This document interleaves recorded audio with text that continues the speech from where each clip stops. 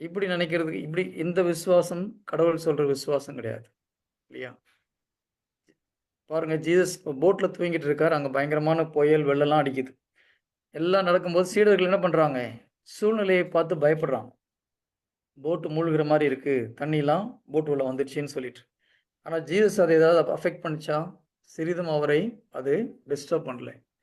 அப்போ நம்ம ஜீசஸ் மாதிரி இருக்கிறோமா?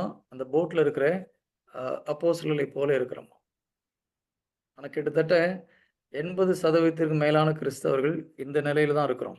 நம்ம பைபிள் ஒரு சிலர் பைபிள் படிக்கிறோம், ஜெபமாலை சொல்றோம், கோயிலுக்கு போறோம். ஆனா சிச்சுவேஷன் மாறும் பொழுது, சூழ்நிலைகள் நமக்கு எதிராக வரும் பொழுது, ஒரு பயம், கவலை, டென்ஷன்லாம் மக்களுக்கு வருது.